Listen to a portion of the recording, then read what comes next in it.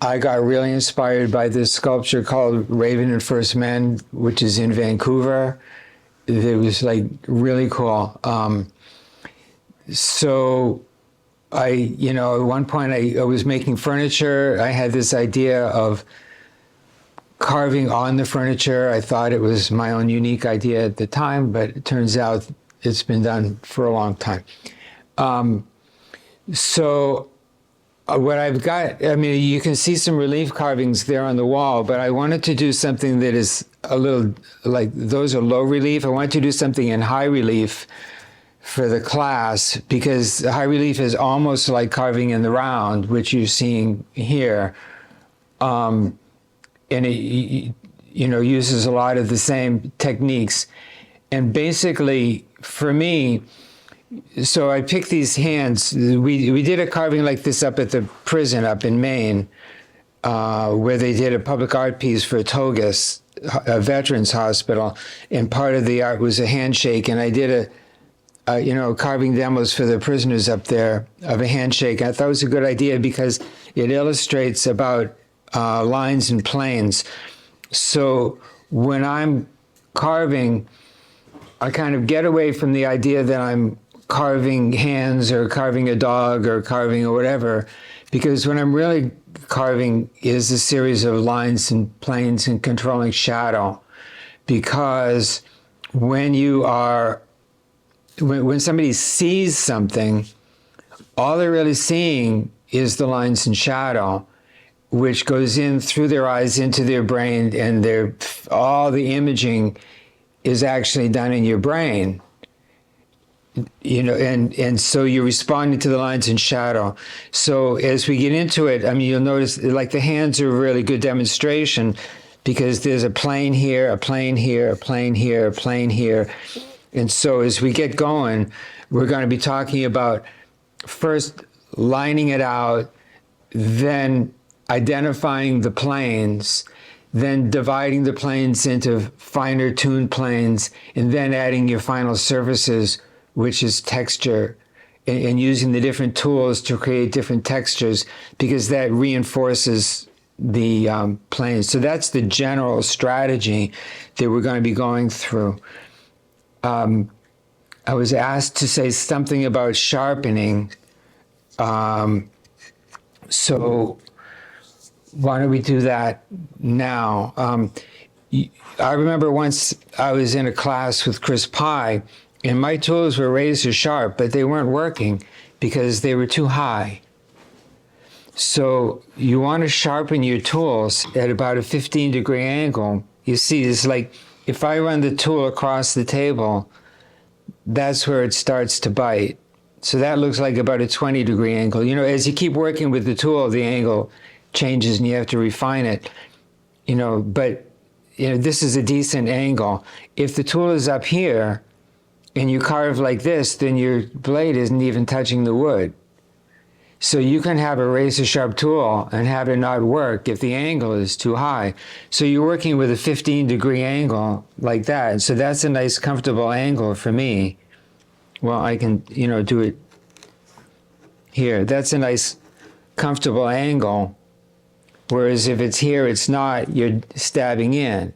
But a 15-degree angle is, kind of thin for the piece of metal. So we put a back bevel on the inside of about 5 degrees. So now I've got a 15-degree cutting angle, but 20 degrees of strength. And the other thing it does for me is I can turn the tool upside down and work it. So now it's become 2 tools in one. You can say, oh, I've got a back bevel for that, but why would you want to reach for another tool when all you have to do is this, right? So that you can work your surfaces, you can carve this way, and the back bevel, because if there's no back bevel, then this would plunge. But with the back bevel, it'll come right out. So when you get a new tool, very often there's too much of a heel right here. And very often you have to check it to see, because you need to grind away here I mean, I wasn't planning to do a real sharpening demo today. Maybe next time, if you want, I could take a tool and really work it, but it was what I was planning for today. But just in general, you want to make sure that, you know, you have to grind away here with your grinder, and then, you know, until you get that right cutting angle, and then working, you know, in terms of sharpening by, you know, turning the burr and things like that. Is that something you're familiar with? Yeah. Yes. Yes? No? Yes, but not in carving tools. I mean, basically, we'll just do this quickly. I mean, basically, you're using your coarse stone on the back side until you can feel the burr on this side. If you don't feel the burr on the opposite side, then you haven't got a point. And then you can flip it over and go to finer and finer stones. So I have a stone like this, or this is a diamond stone. So when I'm using my back bevel, I'm doing like this. I just use water, you know, and then, you know, I have with pumice here and here, which I kind of made. This is a diamond stone, and there's a coarser diamond stone in here. You know, I've got all the different stones. But anyway, once you get that first burr, after that it goes pretty quickly, right? But, you know, if you've got a rounded over end, then you have to get that burr to happen to make it into a real point. And then you just flip it until the burr keeps getting, every time you flip the tool, go to finer, then the burr gets thinner and thinner until finally your pumice takes it off. Anyway, that's just a quickie. So what I've got is, we got a workstations there. We got two here, here, here, here, and here. And there's clamps here, and there's some more clamps behind that door. So I'm gonna start right here, and then I'm gonna take this away and let two of you work on these two ends. And then then I'll set back up over here. So I did this carving. You're gonna want to get closer. Okay. I did this carving just with these 5 tools that I sent in the list. And if you've got more tools, then of course you can use them. When I'm starting out, you can see all these lines. And the first thing I'll do is just, okay, the grain is going this way. So when you're carving, you're always thinking about grain direction. And it's actually kind of tricky because the grain is moving, and as you go through different surface, the grain direction changes. But for now with the V tool, if you think of it as like a paintbrush, or you always want to be going this way against the feathers, against the grain, right? Like, think of it as a bundle of ropes, or like the end of like a paintbrush. If I'm carving this way into the paintbrush, then the tool is just going to catch and tear. But if I'm carving this way, then the fibers are going to want to lay down, right? And how do you know which way the grain is going? You know, you can always look at the side and you can tell and you can make a guess, but you never really know which way is the correct way to go, but you always know which is the incorrect way to go, right? So after a while, you know, doing it, you just get a feeling as to say, if I start carving this way and I just feel it grabbing, oops, I have to switch and go the other way. If you're going right across, it doesn't really matter. But if I'm just going this way, then it's going to be tear out. Now, look, at the beginning of a project, when there's a lot of wood to take away, break any rule. Who cares, you know? if there's a lot of wood to take away, because the saying always is, the last cut is the only cut. But it's still, I mean, you just want to get a feel for it. So the grain is going this way. When I'm carving this one, that's the wrong way. So if you could learn to be switchy, it's going to help you a lot. Because if you're not as switchy, then I have to,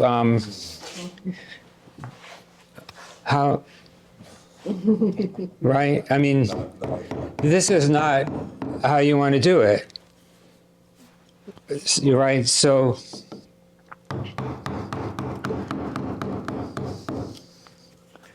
that's going that way. That's going that way. This is across the grain, you know, straight across. So it's a little bit wrong, but who cares?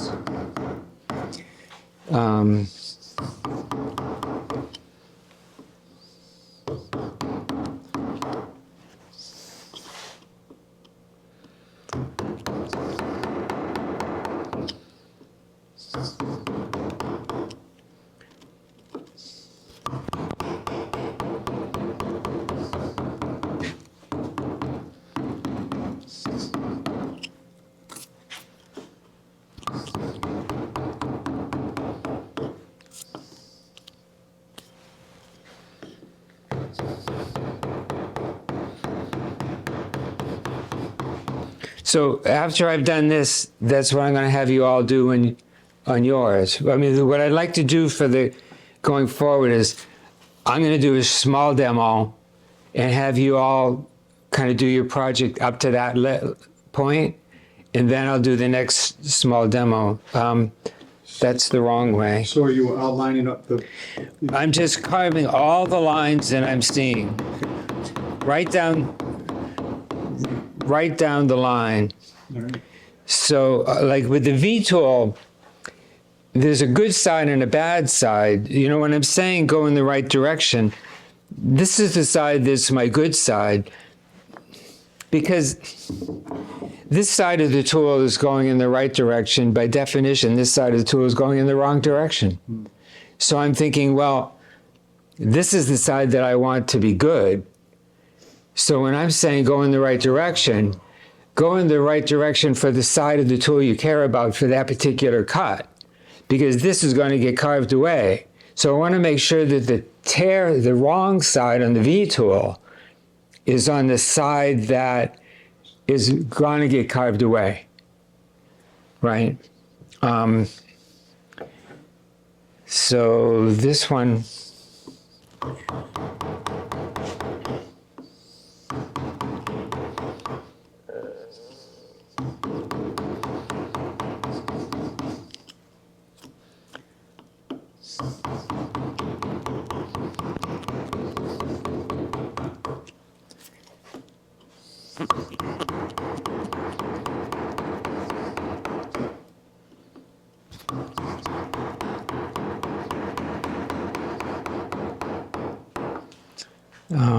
are there any more that I've missed? This here wants to.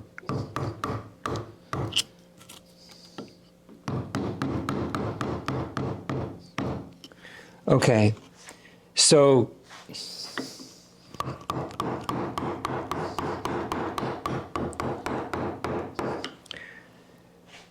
now I've outlined all the different lines that I'm seeing. And the next step is to say what goes behind what. So this cuff goes behind that sleeve. I start off with a pretty coarse tool because if I start off with my, we didn't talk about sweeps. All right, I'm backing up. Some of you already know this, but see, this is the number 7 and this is the number 3. That the number 7 determines how much curve you have, and this is a lower sweep. And number 1 is flat. It's different than a chisel because the bevel is on both sides. You know, so a number 2 is very almost flat, and then all the way up. Number 11 is a V, a U, and then there's the V tool. And then, so when you're looking at it, you say a 5 by 18, or 7 by 18 is a number 7 sweep, 18 millimeters wide. Okay, I will start off here, even though at the end I want something smooth, but I don't want this corner to dig in at this stage. So I'm going to start off with a number 7 tool, even though it's way too coarse. And I'm just going to say that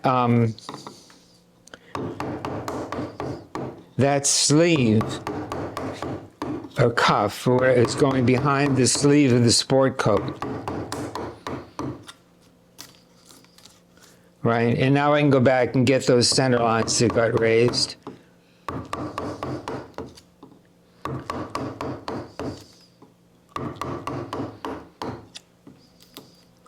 All right, so the hand is going behind the cuff.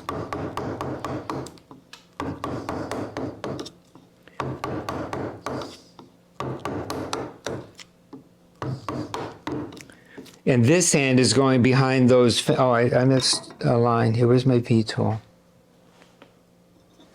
Right here. Where's the picture? Oh, I see. That's his,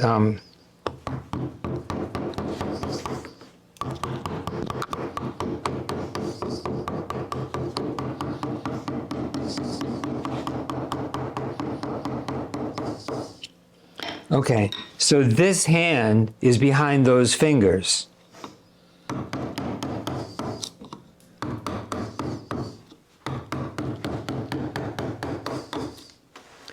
And this hand is behind that thumb.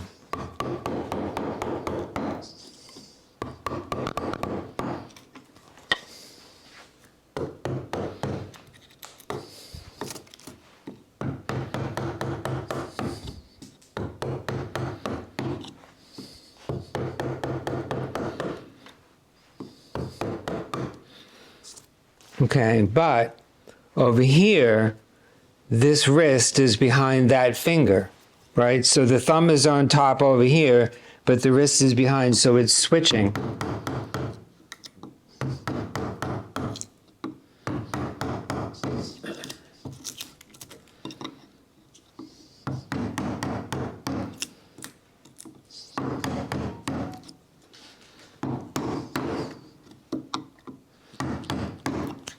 So the wrist, again, just the opposite. The wrist is behind this sleeve.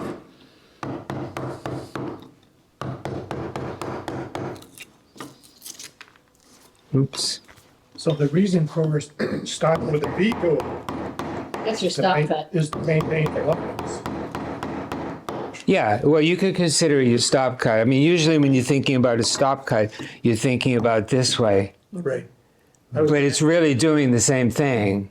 Okay. I was gonna ask that, if you didn't have a V tool or use a V tool a lot, do stop cuts with a number 1 or a number 2 sweep straight to make those initial lines.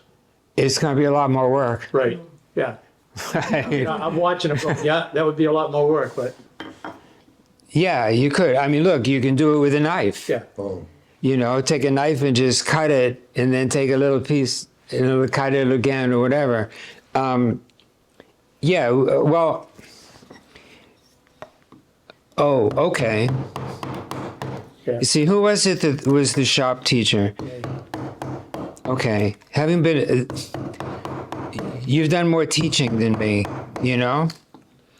Not for a long time. I've done, so I'm not getting things in the right order because,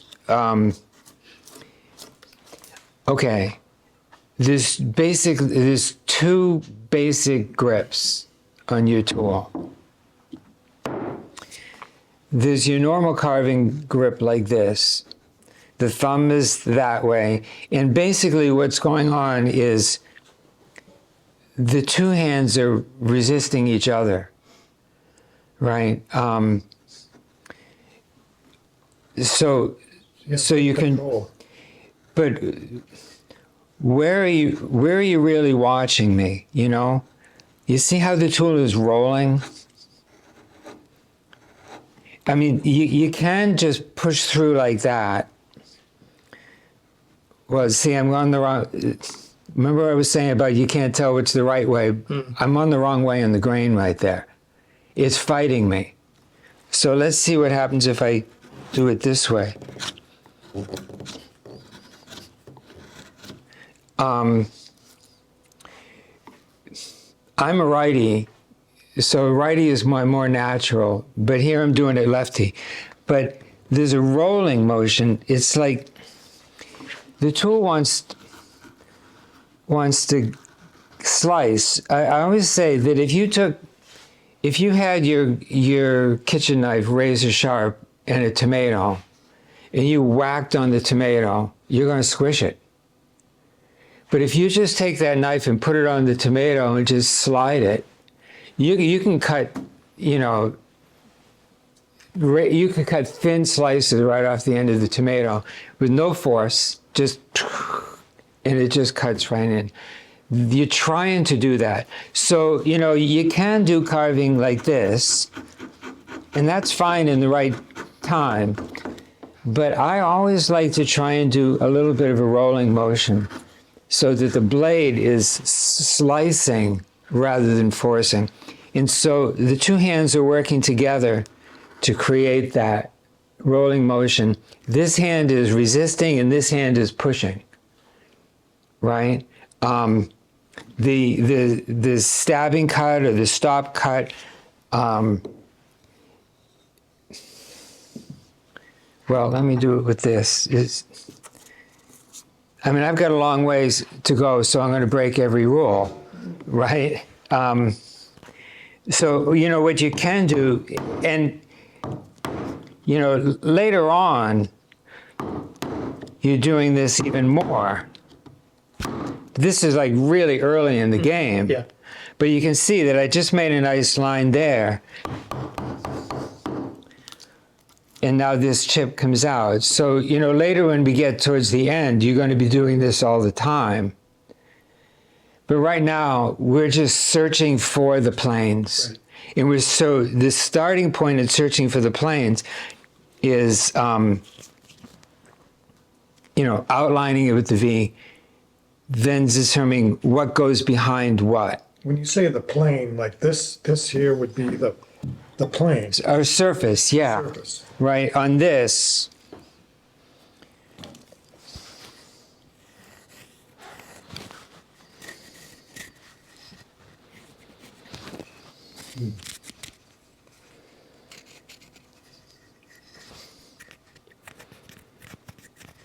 This is all one surface. And then this is detail. This is one surface. This is one surface. So if you look at your hand, this is a surface, right? That's what and this is a surface. This is not, later on, as you get into it, this is a surface and this is a surface. But for right now, this is a surface, this is a surface, this is a surface, this is a surface, this is a surface. That's what we're searching for, right? So I deliberately picked hands because they're complicated. Yeah. But, it's like, I started off the beginner class with the hardest thing to carve because it just illustrates that concept so well. And so we're doing a high relief, which is leading towards, in the round sculpture, different than low relief, because in the low relief, like in the things over there, I call that carving in a painterly fashion. You're creating the illusion of depth on a flat surface, whereas here we're actually carving the depth.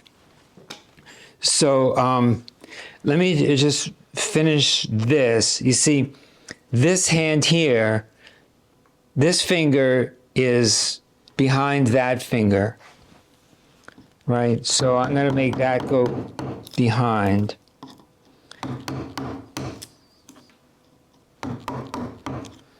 Right? This was behind here.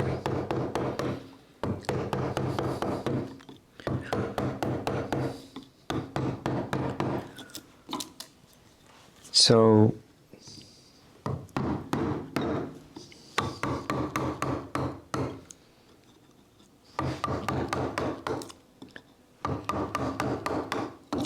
So you can see already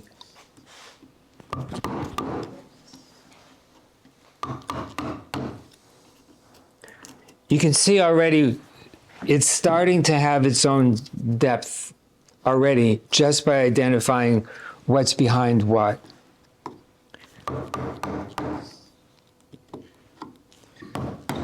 You ever carve with the glancing light to see the planes? Later on. Okay. Right now, look, I mean, at the end of the project, I'm doing that. And at the end of the project, I'm carving with my gloves with the fingertips cut off to keep it clean. But right now, I mean, there's no Yeah. need for that. So what I'd like to do is have you each set up, each grab, one of the blanks, set up in a workstation, clamp it down, and get this far. And then after that, we'll come back and we'll start really thinking about the different planes and start finding the major surfaces, right? Because, like I was saying, this is one plane. I haven't really carved these yet because I'm going to just take that away. I decorated this a little more for clarity to show, the overlap. So the arrows are showing what goes under. So some of I came around, this is under, this is under, this is under here, and this is over, right? These two arrows are going opposite ways because of the way it's just the way it is. And I've defined the planes more here and tried to emphasize it by putting the color. It's just saying where the basic planes are. So I'm going to take mine now and start searching for these planes, because now I think you've got enough so that you're seeing the dimensionality in what you're working on. So now we're kind of trying, start thinking in terms of the planes. All right. So I'm going to copy like this line here. That's a plane, right? And the knuckles are across like this, and that's down below. That's this line here. And for the moment, I'm going to treat all these three fingers as one section. I'm going to treat these fingers as one section.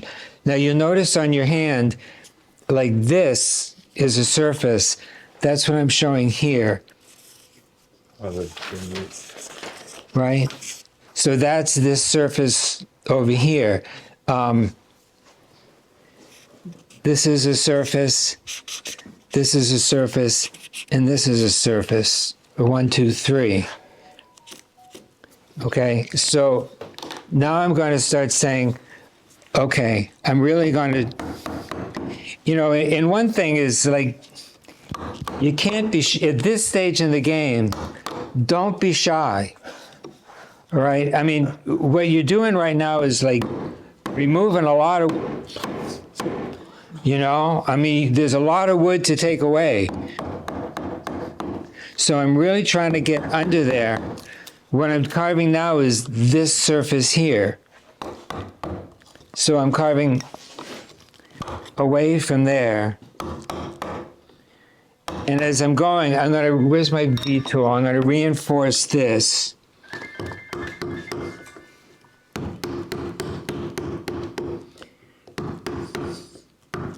And the other thing I mentioned to some people is you want to be using a lot of wrist action on your mallet. This is a nice heavier mallet. Some of them are light. If you start going like this, you're going to hurt your wrist, right? I've had carpal tunnel, and I don't have any more because I learned to just you see, my wrist is actually loose. So when it's hitting, my wrist is feeling nothing. Right? So you need to protect your body that way. Okay, so I'm just kind of like emphasizing some of what I've already done so that I can now start carving. This plane is separate from this plane. right? Before we were just thinking in terms of where the overlaps are, but now we're thinking, what are the surfaces? So basically I carve away from the line. So carving away from the line is this way. But all that stuff that I just did, you know, all those lines that make the fingers, Away from. they just vanished. Right? All these lines here. Yeah. So, you know, if you've already put a whole lot of time and effort into making those lines, then sorry, it was wasted effort.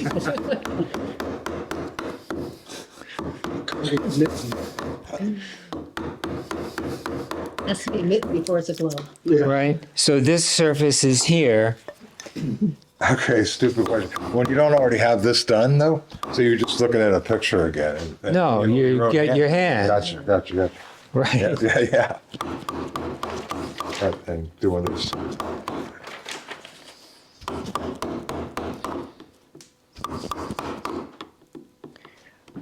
So I think, you know, what's going to happen is we're going to have you all take a picture of that, Yeah.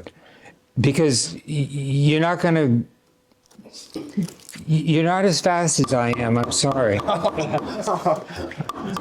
For years. Wait, Right. mind meld or hand meld. I mean, it is interesting that you see, somebody was asking, the fingertips, like, that's the end of the fingernails. So there is a plane here and a separate plane there, which is the tip of the fingertips. So you can, like, the line I've drawn here is where the fingernails are, because, well, I'm going to switch to my number 3. Oh, I had the number 3. So this surface here, right, the tips of the fingers is actually a surface.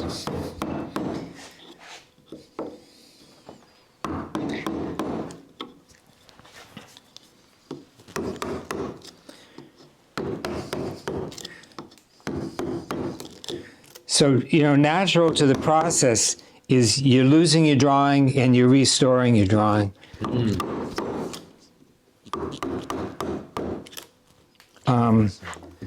So, well, the drawing is there. So the fingers are actually here, here. All right, so I'm going to draw this back in. The fingers are like that. There's one finger over here, which is kind of like way behind. So we're going to forget about that. So, you know, I've got this line here. I'm going to redraw in here.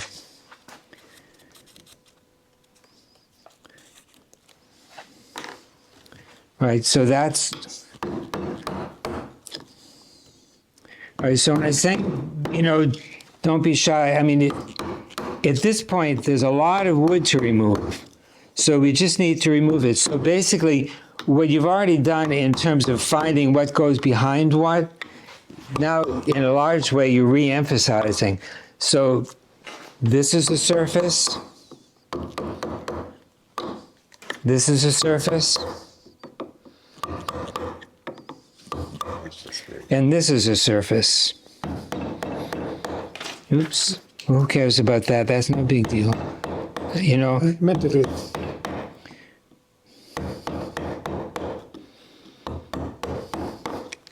Right? Now this is the number 7.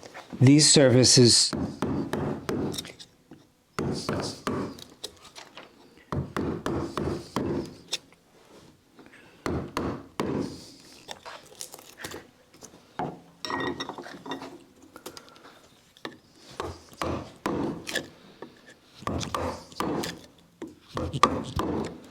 so this, okay, so I'm going to start to bring that finger down around over the edge.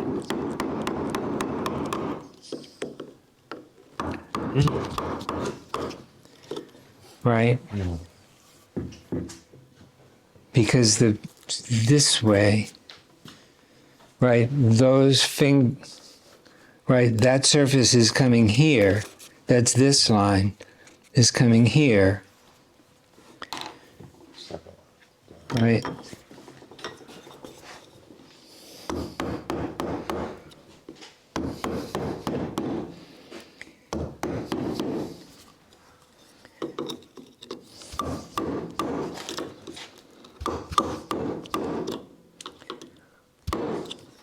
All right, so it's starting to take the shape of a hand now. So the same idea that we did earlier about what's behind what, it's still thinking about it. So these are the same cuts that you've already made, but you're making them deeper now as it gets carved away.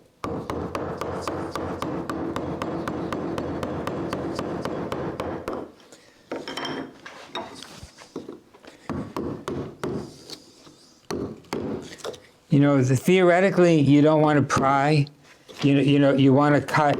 You don't want to be. That's really, this right. What I'm showing you right there is really bad technique. But we're so early in the game that for right now, it doesn't matter. We're trying to get the wood out of the way. So, you know, later on, we're going to learn techniques to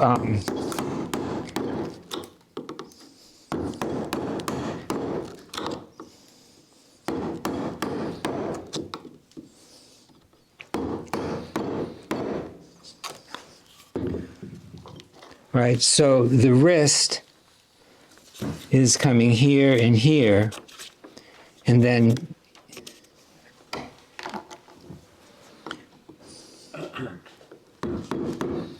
well, see, the tool isn't fitting anymore, so I'm going to go to a smaller tool.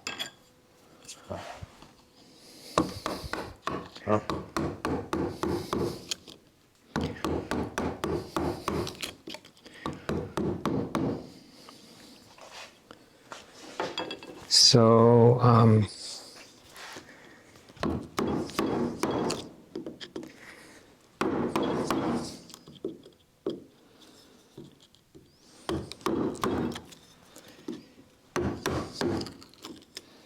right, I mean, these fingers, there's a surface here that I'm looking for, yep.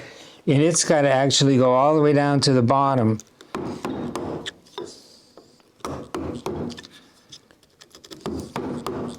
Right, I didn't fully bandsaw it, every detail.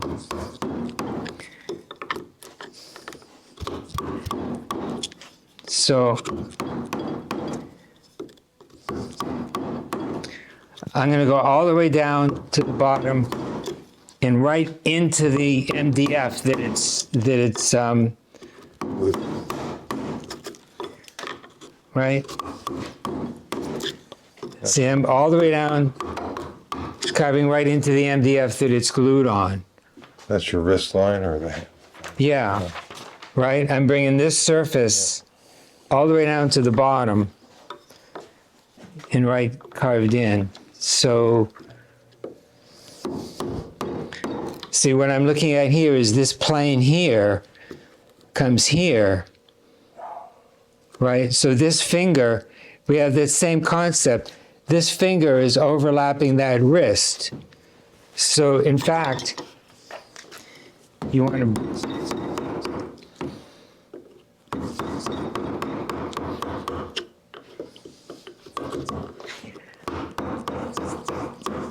So this surface goes behind that surface. The same principle that we applied on the top is happening on the side there. And you have to figure out which...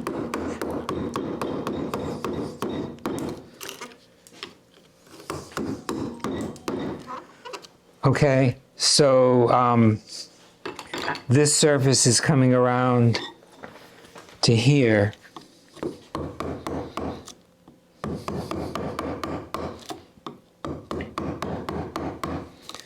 Right, so this cuff, this surface here goes behind that cuff. So I need to take my V tool and bring that line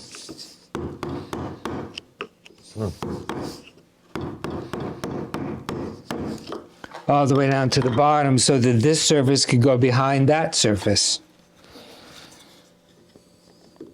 Right now, I'm carving across the grain just because it's easier. But, you know, at the end of the day, I'm going to try and fix everything by going with the grain.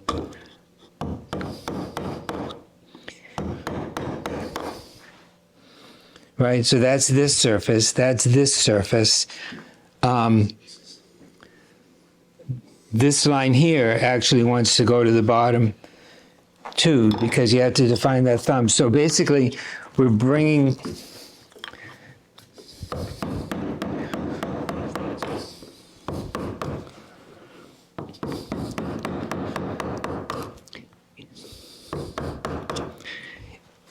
doing this is kind of hard because I haven't got two right hands. These are two right hands. I can mimic this right hand with mine like this. And when I try and do that, I have to look at my hand and think, well, that line's actually going this way. So, it was hard for me to figure out how that thumb would look. If you got a partner and you can just like hold hands and, now I can see because I got two right hands to work with. But if you're by yourself, you haven't. So, but basically, that thumb, the same principle of what's behind what is happening on the sides as well, right? So this is going behind.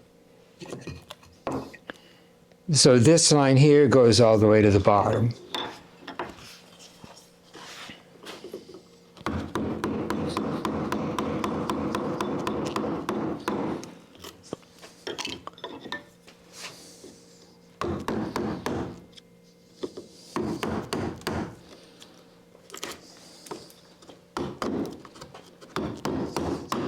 Oops. So I'm cutting right down into the MDF. So now that I've cut that line, I can make this surface a little more.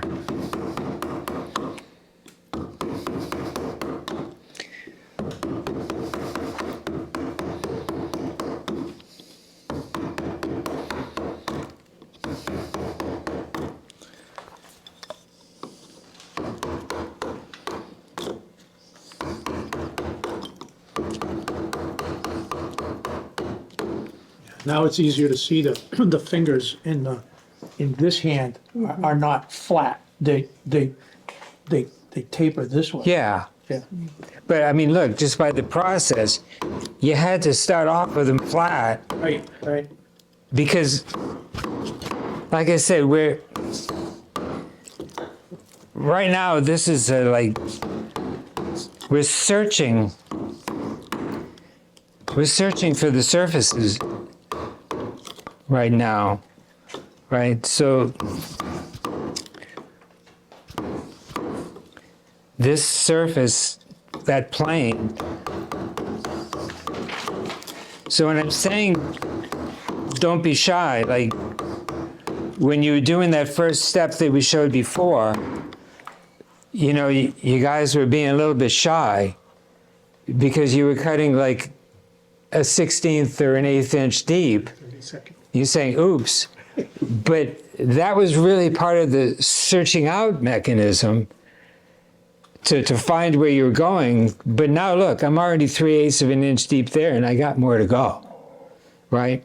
I drew, these lines here just because it's more interesting. If you try and make it really round, I don't know, it seems like that would be the way to go. So I'm, kind of like defining my roundness like that.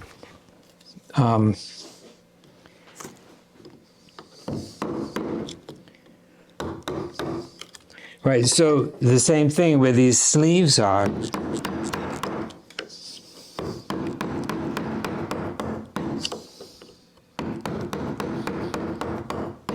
And this sleeve.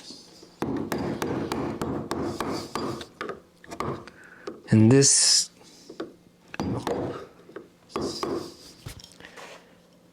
The other side is already there. So now this. Oh, this one here is missing.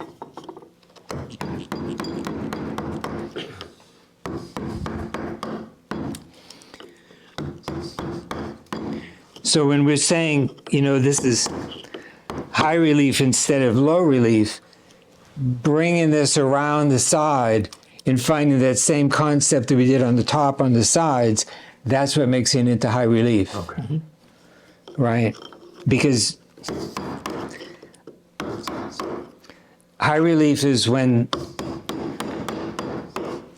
the different surfaces really weave in and out from each other, whereas low relief is all done by illusion. Okay? So now I can define that. And this one here,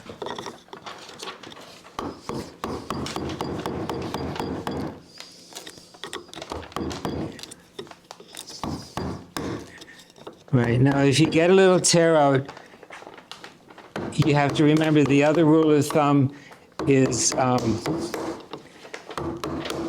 sculptors never make mistakes, they just redesign. Yeah. Oh, you have heard it before. Definitely know that.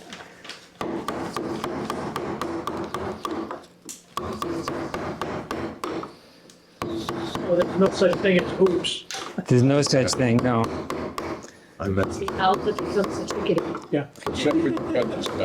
Wait, I heard this term just the other day, a planned mistake. A planned mistake? Yeah, but this was another context. I'm used to it. Oh, Yeah. we won't go into that context. I,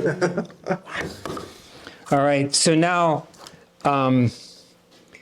that's the general concept, because now we're going to redraw in. This is where the fingers are going to be. And this we already redrew in. And now you can see it's starting to look like a hand already, right? This line here has got to come there. And you're wrapping the fingers around on the side, they'll be sticking up, or, Yeah, Yeah. right? so you'll Oh. cut the very bottom. Right, see, so this thumb, I think, the other, trying to look at this thumb to see what it would be like on the other side. That thumb is actually going to be like this, and there's going to be a plane over here. But that's what it was really hard to figure out on this. That's the other risk coming in there. Right, so it's at some point you got to deal with that. Or it's not doing the risk. See, now again, what I'm doing here technique-wise is all wrong, but I don't care right now because I'm just searching. taking wood away. Right, do I dare to quote Michelangelo or not? Because I just wrote an article that I sent to Claude, and I said Michelangelo was full of shit when he said that. But They got the camera shaking. oh no. Well, Well, that definitely have to read. well, the reason I say that is because Michelangelo started with his big stone and he just carved away. It's kind of like what we're doing here. So here, maybe it's true, but in my actual work, I'm building up and I'm starting with an additive process and then a subtractive process. So I'm actually building a form that I'm going to carve away. So when I say my comment about Michelangelo, it's only because I'm starting with an additive process before the subtractive process, and he only had to do the subtractive process. All we're doing here is the subtractive process. So that's why maybe in this case I'll agree with him. All right, so I'm interested that you don't change the orientation of the workpiece. You're working in the flat, in one. In other words, yeah. when you want to work here, you're not using a vise or something that brings the brings the orientation up. It's too much trouble. Yeah, for efficiency's sake, yeah, too much trouble to move it around. Yeah, I mean, I got to pick it up, and stick it in the vise, and right now it's okay to put it in the vise because everything is very rough. Right. But if I'm close to the end, I don't want to put it in the vise because the vise is going to ruin the work I've done. Okay, yep. Right. But that's why I'm saying for me, it works to just carve into the MDF. Mm-hmm. That's why I mounted it. And of course, you all understand why the paper is Right. in here. Yeah, the paper. Because you see, at the end of the day, You're gonna bring it I away. split it off. Right. And that's why, the other thing that we aren't there yet, but I drew on the bottom that the profile on the bottom side is just as important, right? So when if I was taking this to the finish, then I want to think about making these all nice, clean lines also.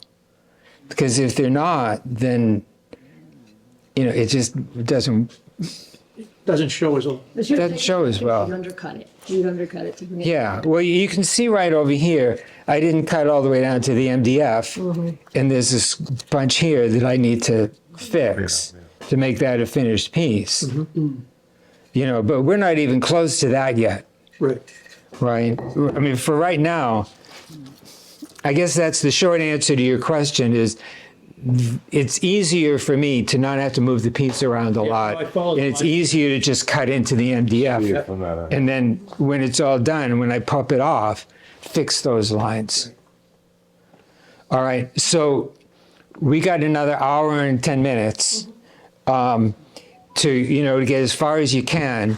I would encourage you all to take pictures of this and pictures of that, and then, work at home and try and get to at least this level, maybe a little bit further, for the 17th when you come back, to work on your own, to get it to the level where you can see all the planes. You don't necessarily see all the fingers, but when we get to carving the fingers, it's the same idea. We're just looking for smaller planes. Right now we're looking at the big plane that's all the fingers.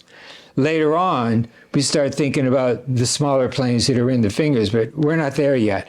So between now and next session, and remember, like this is the surface too, that is the front of all the fingers, is a plane, a curved plane, right? Remember, of two flat planes make a straight line, two curved planes make a curved line. That's what we're dealing with here, a lot of curved surfaces intersecting at lines. So by popular demand, you wanted me to start today with sharpening. So like last time we were saying that you want your tool to work at the angle that you want to carve at. So about 15 degrees, this is a comfortable angle for me. And you can see that this tool is carving nicely at 50, at that angle. This tool, you can see it's a little bit higher angle.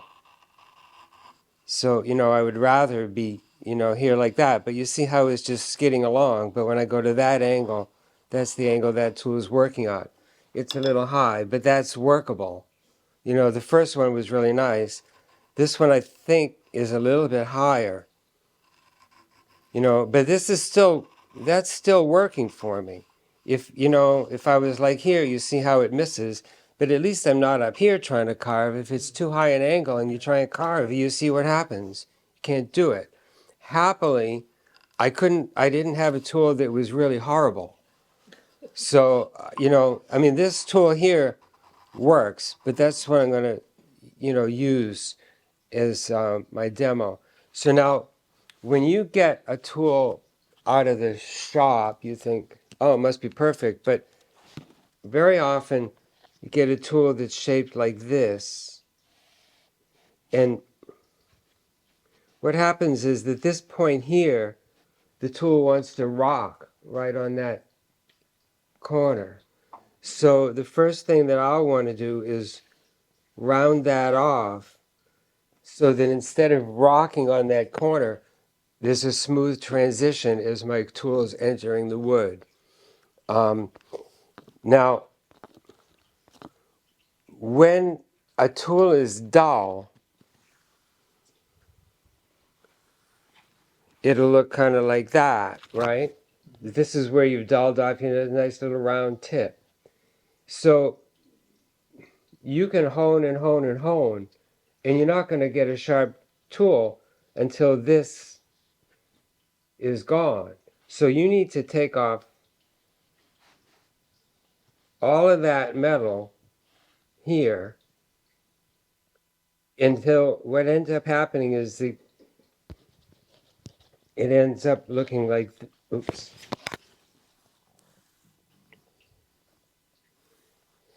This is the little burr, a little filament happens on that end. If you don't feel, when you feel the top end of the tool, if you don't feel that burr against your skin, there's nothing you can do to sharpen the tool. You have to keep going until you get to that burr. If it requires elbow grease or sometimes, you know, I mean, sometimes I'll just sit there and I'll count to 100 strokes. And then I'll test it on the coarsest stone. And if there's still no burr, then forget it. Once you get the burr on your coarsest stone, then you turn the tool over, and now the burr looks like this. And then you turn the tool over as a finer stone, and the burr looks like this. And then you go to turn the tool over on a finer stone until finally it disappears. And that's, you know, it's really going to disappear when you get onto your strop with a pumice to get your sharp corner. So, you know, the real risk is so then the other thing that we're getting to is that if I'm carving at the low angle like I had with this nice tool here, that had a nice low angle, this is very weak because this is so thin. So we can put a back bevel on here of about 5 degrees. Instead of having a 15-degree angle, you have a 20-degree here. 20 equals 15 plus 5, that's for the video, equals 20, right? So now you've made it a little bit stronger, but you've given yourself one other advantage in that now you can turn the tool upside down and get a nice cut off the back side of it. So you've got two tools at once, right? I can carve this way with the tool, and I can carve this way with the tool. Whereas if it was just the flat, then when I went to go like this, the tool would want to dive, right, and catch the grain. You know, so, I mean, you still have to be careful what the grain direction is. But still, it's like making two tools at once. So, you know, I know that like the back bevel tool is used for special things like ball and claw. But for me, I'm only using the back bevel tool in hard to get places. Because I can just, you know, I mean, Roger said to me, well, I've got a back bevel tool. I don't need to do that. And I said, well, isn't it easier to just do this than to do this? Right? And where is it, you know? But any tool that you don't ever want to flip over, like your V tool or your Vayner or something with a really, a number 9 or a number 11, or your back bends, you don't want to put the back bevel on those because you're never going to turn that tool over. You really just want to do it on any tool that you might want to use both ways. Okay, quiz me about a water stone. And of course, I'd love to have a water stone. And we went over this last week that if you wanted to buy me one, that's great. But for now, this is what I have. And all I'm going to do is I'm going to be taking this hump off the back side of it. And maybe some people will scream, but I freehand it. You see, I'm just working right over here. You working right near the edge or near the edge? I don't go up close to the edge on this, right? I'm just trying to make the shape of the tool rounded rather than a bump, right? So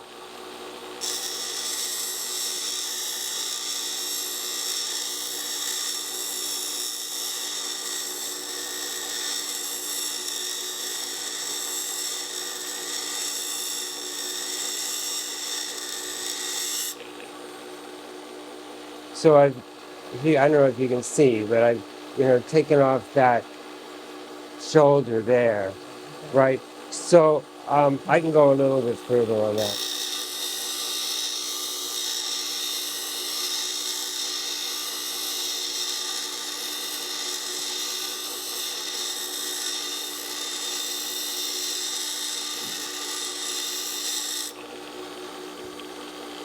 So, hi. So, you're saying, do I go right up close? If I had the water cooled thing, then I would go up a lot closer than I do, but I don't go up close because I'm afraid of burning it. Right, I think I can get a little bit closer now. I'm gonna get.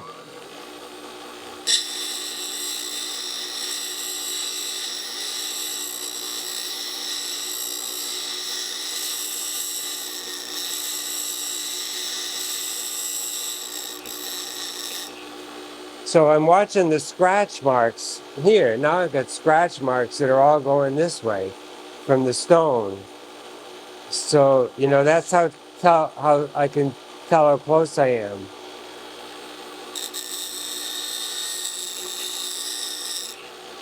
Okay. So now, I like the diamond stones. So this is my coarsest diamond stone. And I just keep a bottle of.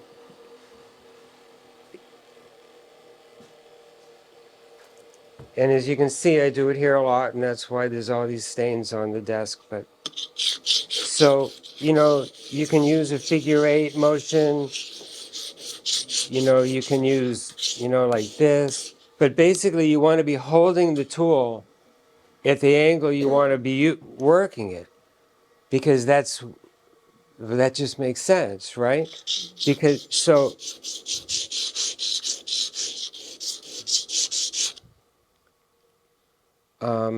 there's a little bit of a burr there now. I'm going to take that off because I want to make sure I have a new burr.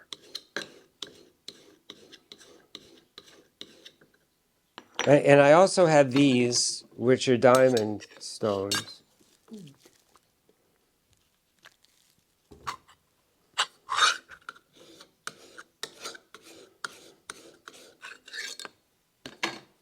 So that's smooth, and I can feel a burr on this side now. So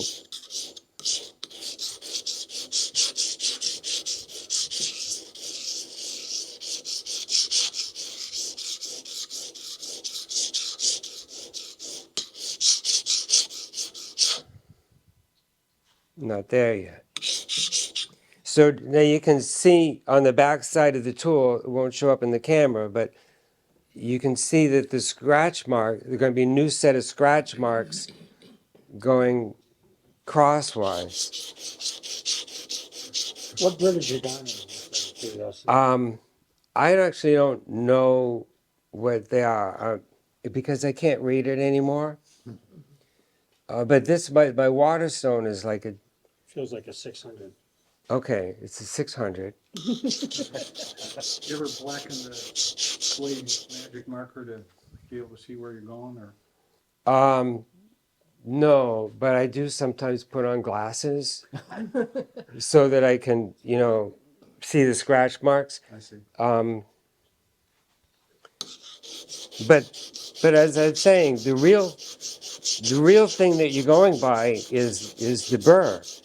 The only reason I need to see it is to keep myself from giving up. Say, oh, there's no more progress.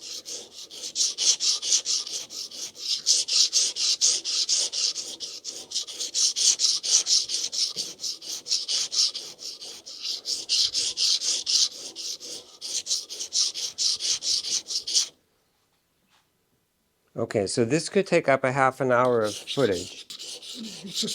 I hope not. you know, so now you're feeling there. Yep. I've got a nice burr. You know, depending on whether it fits or not, you know, what the tool is. Oops, sometimes it fits in here and sometimes it doesn't. But, you know, I find that I do pretty well even just with the flat stones. You know, you don't have to have that inside curl. On the deeper, you know, the higher sweep, these work, but this is a number 5. It didn't seem to be working there. So what grid is this one? You going to touch it and tell? It's hard to say because a lot of it's filled in. Oh, don't say that. You're on film.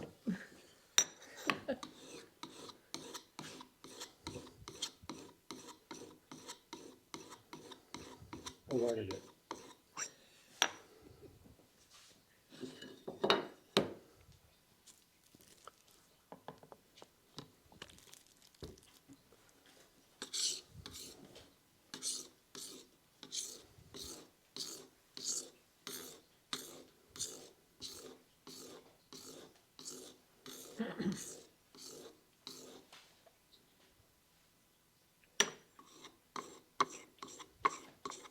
In an ideal world, I would have one of these in that hard Arkansas, but you know, that I can move this up to the finer grit, but I don't. I've never seen it, so.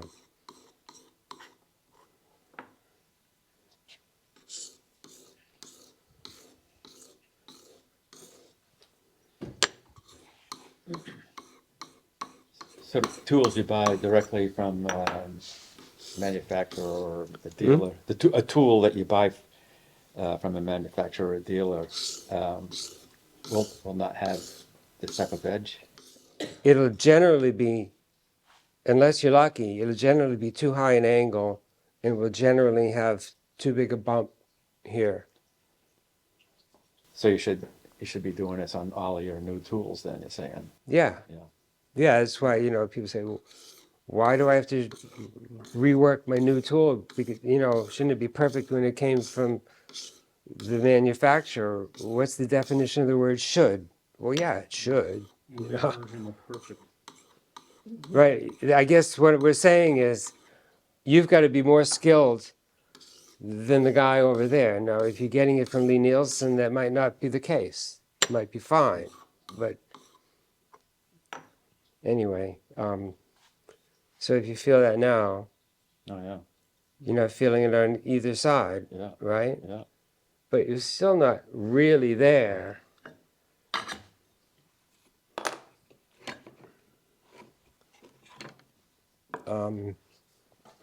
This is a green, you know, and a lot of people have these, you know, for the different shapes, but This is the biggest block of that stuff I've Yeah, ever me seen. too. It was a literal brick. and I've been working on it for years. Have you ever used the loose pumice? No. Dinkle, he's dead, but he had a hogskin strop and he used the loose pumice. They still sell it. Oh, It's called Dinkle Dust. tinkle dust. Well, let's not go there. Pretty nice though. It's particularly fine. And if you use Yeah. the hogskin, then you get those little pores that you can see. And so Oh. the dust will tend to fill in the pores and then leach out into the rest of the strop. So it's kind of nice. That way I'm not constantly adding stuff to my strop. I can visually see. Oh, so are you trying to teach an old dog new trick? I'm just talking. Oh, you just, Well, and I that, do it with my whittling knives because it's, you know, I strop constantly doing that. right. So I just wrap these dowels with it. And so I have different sized dowels. I couldn't wrap this little one, you know, but then I guess I don't need this anymore because I got this little set for the, you know, with the different shapes. And this will get you, and you're inside of your V tool. I would say, you know, sharpening the V tool is a whole 2-hour lesson, I'm sorry to say, but, well, maybe one, I don't know, but, you know, but sharpening the V tool is like really critical and really tricky, you know. Anyway, let's go see how I did. My first cut, I'll take a cut here and then I'll strop it again. Because the first time through the woods, somehow, the first cut through the woods somehow undoes a little bit of what I did. So if I strop it a second time, well, now look at that nice cutting angle, right?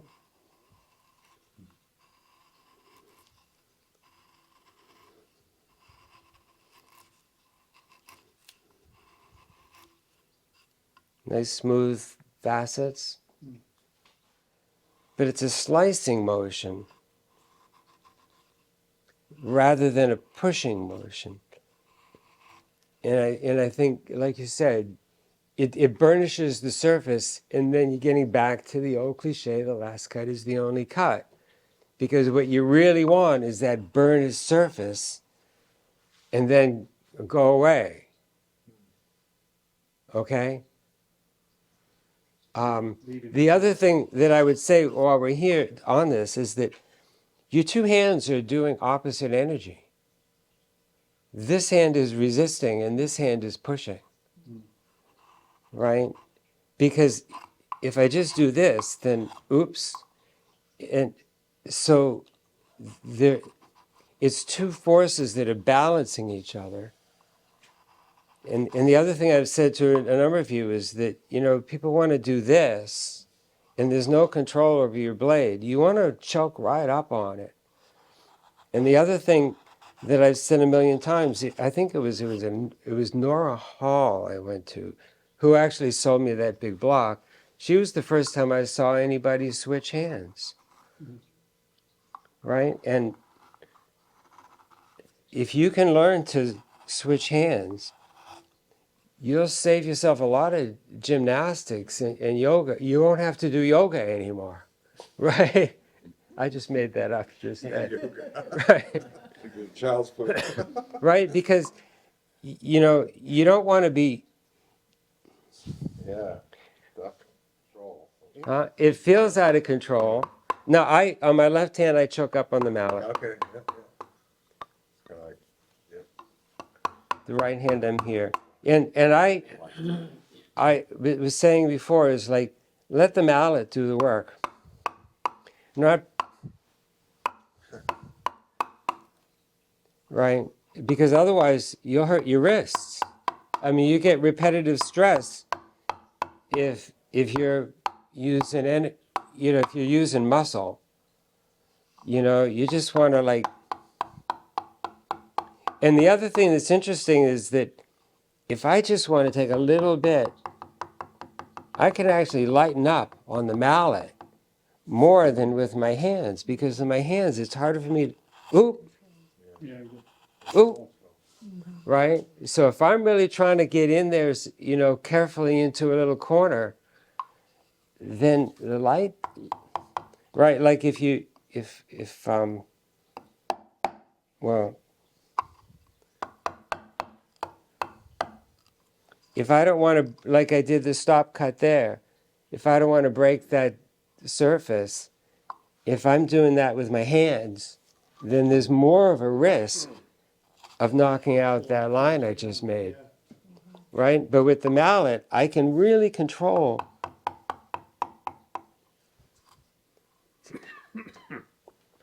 Right.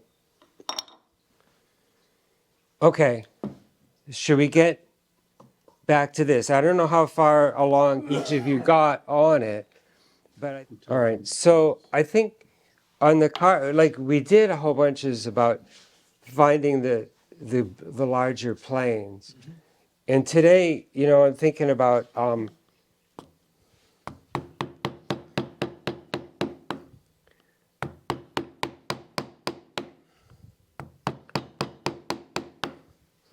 You know, we're still looking at the fingers as to which is behind which. So I'm looking at this and saying this finger is going behind that one, this is behind that one, this is behind that one. So the same as we did before.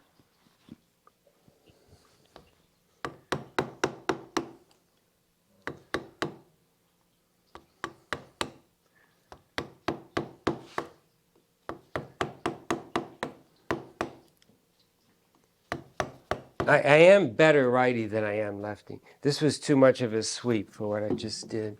So I'm going to come in here.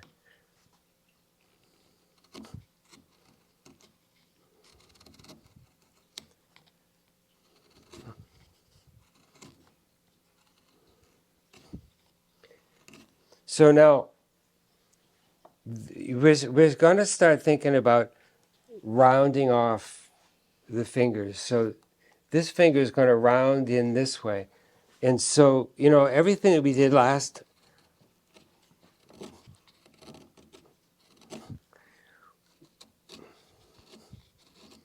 see, one thing I've learned is, see, on the back of the hand, there's all these ridges. So far, we've ignored all those ridges. So the question is, are we going to try and carve, you know, you know, when we're defining planes, is this a plane, this a plane, this a plane, this a plane, and that a plane? And now it's getting very complicated. So, you know, if you're really into realism, then that's what you need to do. Define the more and more finer planes. So, you know, you would say, Yeah, between each knuckle. right? So, you know, if you want to do realism, then I might have to Ridge. go make, you know, make the ridge between them. Yeah. And then this way. I'm going the wrong way in the grain, but it's easier.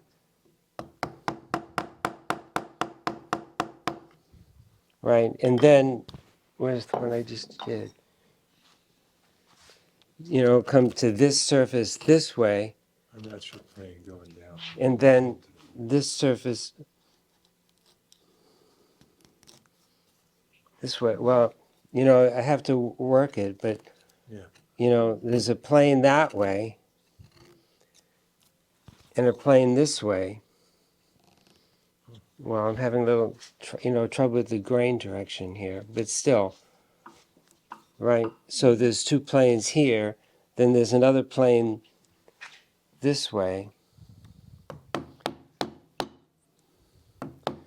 So what you're really doing is the same thing that we talked about last time, but on a smaller, more detailed scale. You're refining it into more different planes. Now, the fingers, right? The fingers is the same way. It's like there's a surface here, and a plane here, and a plane here, right? So now, you know, say for this finger,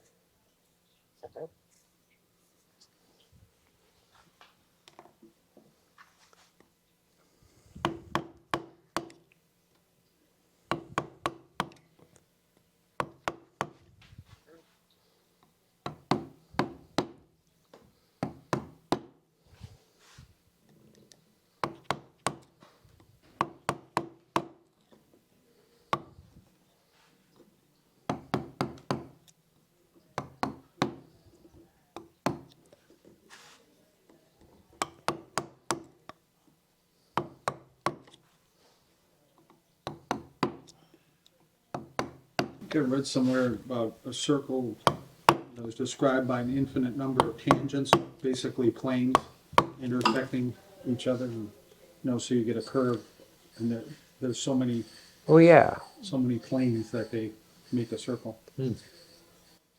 right. Like that's Well, it's like in Tai Chi. there's a certain number of positions, but as you move through the movement between the positions, there's an infinite number of qigong poses. Okay. I don't know if that went over everybody's head or not. So I'm kind of losing track here. Okay, now the next step.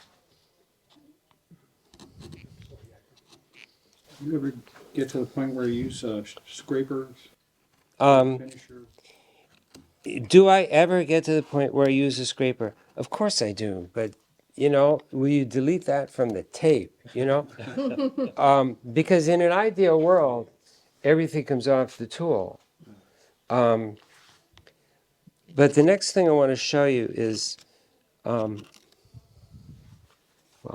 let me get this. Okay. I mean, why did I learn to turn that tool over all that stuff about turning the tool over? Here, I almost forgot to do it.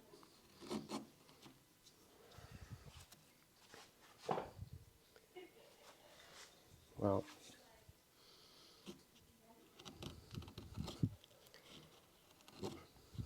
I experimented with using my left hand this last week, working on it. You still I have should, your right, okay? I should have taken, I still have all my fingers. Yeah. I should have taken a video. It was pretty fun. I look very handicapped. yeah, well, all beginnings are hard. I think it's easier, putting the tool in your right hand and doing right-handed work if you're a lefty like I am. Yeah, I picked up the right-handed stuff so much easier because half the world is right. I had to use my right hand for scissors, You must be being everything. forced that Right. way Yeah. forever, right? Yeah. Yeah, everything's made right-handed. So I think it's easier. Everything.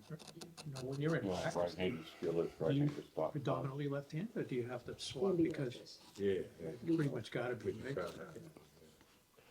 All right, so path the least resistance.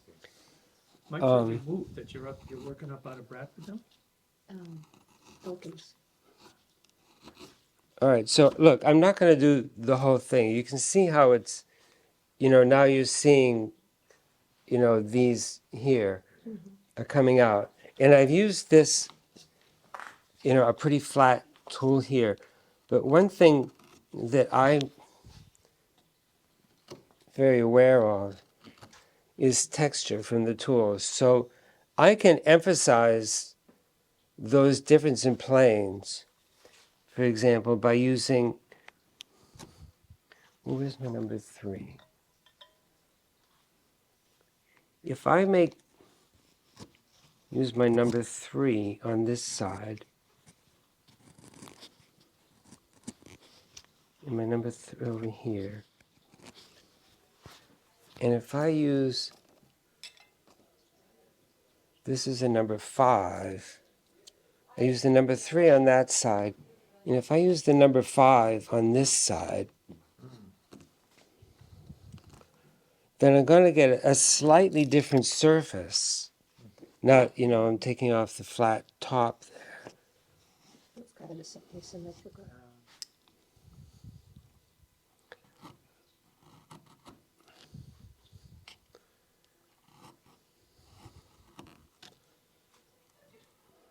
So I've done these surfaces with the number 5, and now I'm going to take this number 8 and do that surface with the number 8.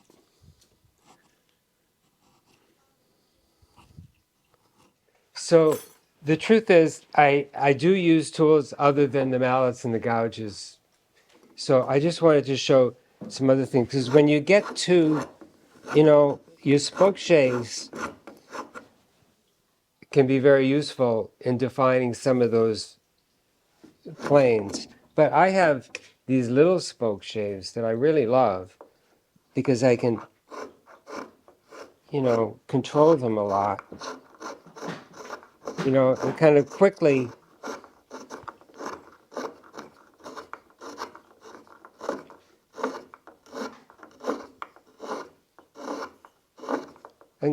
make that surface. So I think when you start working on the sleeves,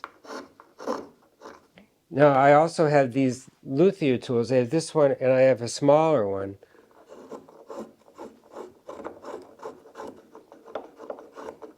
That'll help me find those surfaces. And, they give a different texture also. Well, this is pretty rough there, but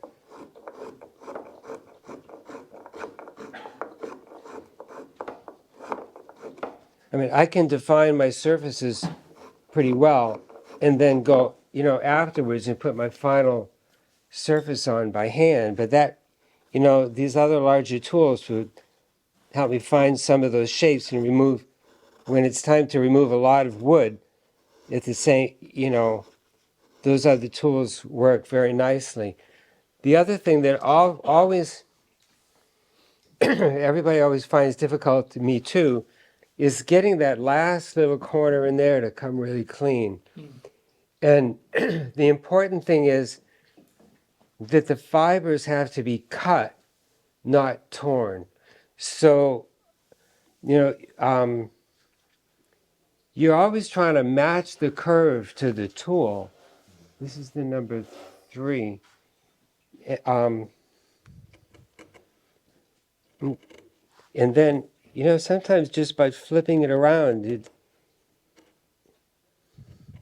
if the curve is turning, but very often I'll try and make that slice a little bit with the moving, a little. I'm trying to cut like a knife. I mean, there are times when don't be afraid to like tap in, and make it nice and sharp. But what I'm doing, either by tapping in, you don't have to wail on it. You just, tapping it in. Or, by having that little bit of a slicing motion, I'm cutting those fibers so that when I come in this way, the last piece of wood just pops right out, right? And it's just, so the other thing that I have is this tool here. It's called an Abeglen tool. They're kind of hard to find, and you have to be careful not to cut yourself on the back side. But it kind of is, nice for making that detailed inside cut, and then you can slice. Well, the shape isn't working for me right there, but like in a place like this, it's yes, like a curved skew. And the advantage is that it kind of walks along, which a skew also does. So by coming in from the two directions, the last fiber has to be cut and not torn off, right? The other thing that I have, What did you call this guy again? Abeglen, I think it's called, something like that. So this is a number 5 that I have a little bit rounded at the tip. Just to, the corners are off. I mean, normally you want to keep this nice and square, but this one I have rounded because now when I go in here to take off that last little bit, well, it didn't quite pop out completely there. So what I don't want to do is, I don't want to pry it out. I want to go back in and keep working it there. See, now it just popped right out. So having a tool that's a little bit rounded there kind of helps you get in, especially if there's a curve. The 2 points will dig in and keep your front from meeting it in different shapes. So this kind of comes in useful sometimes. Our guys will, use the little wire brushes to get that last little bit out. I did see a riffler on David Lamb's desk one time, so I think it must be okay. So you can get just that last little bit. If you find yourself trying to remove stock with these things, don't. You've been there a long time. You've been there for a long time. You don't want to be, these are not carving tools. Yeah, I mean, there are rasps, that, the coarser ones you can use that'll kind of remove some stock, but basically, you just want to use it for that last little teeny little bit in there, and it does a nice job. If you have to put more effort into that, this is not the tool for you. You got to work on getting that cleaner. Anyway, and then there was this skew.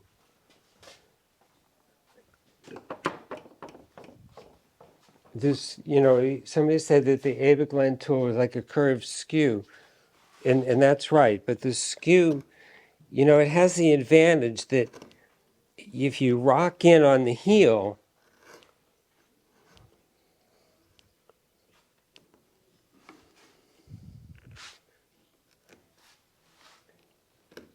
it's like self jigs as you go, and you can get a nice clean corner in here. The other thing, when you start getting into the cuffs, like everybody's working here, that's good. But start working on the cuffs because that'll kind of help define it. And on the interior here, you want to make it concave in here. And you want to have the line, you want to make sure that the line goes all the way around. Because, like, it doesn't stop here. You have to have follow through all the way to where, every time you're drawing a line, and I've been saying that as you carve, like, if I have that line here and I carve away a little bit on this surface, that line just disappears. So I've got to redraw it back in and then carve on this surface.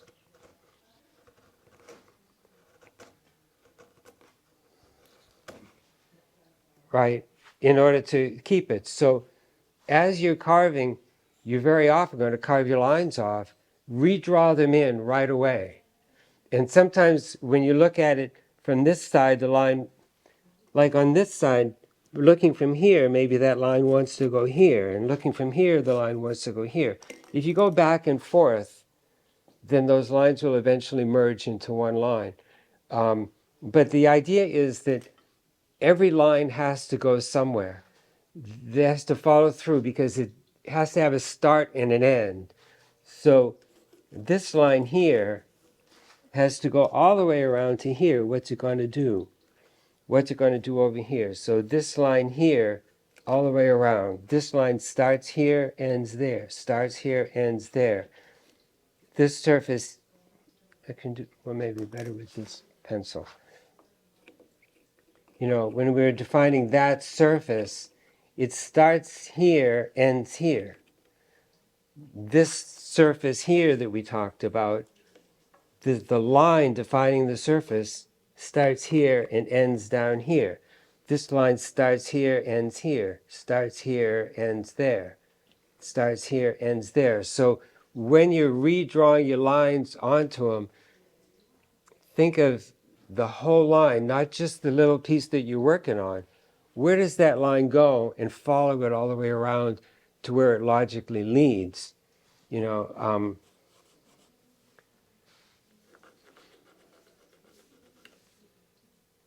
Right? Because this just tells me that I have a lot of wood to take off there. So if I know I have a lot of wood to take off, then the best thing for me to do is take a lot of wood off. Right? I mean, let's just get rid of that wood there. We don't, because as I've said to some of you guys, along the way, the two mistakes you can make are taking off too much wood, but the other mistake is not taking enough, because, otherwise you'll be there forever. If you can see this whole section needs to come off, just do it.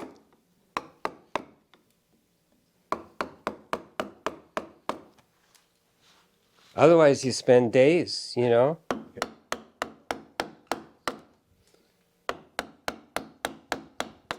And that quickly this took a shape.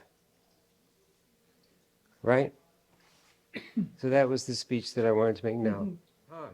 So, I mean, the big thing that we've seen is you want to start carving your fingers too soon, right? Because first you have to make that plane, and it's not just the fingers. I mean, and not just this carving, it's just in general, whatever project you do, you got to think about your big surfaces first, establish the large shapes, and then you start refining the large shapes into the smaller shapes and the surfaces and the texture and the contours and things like that.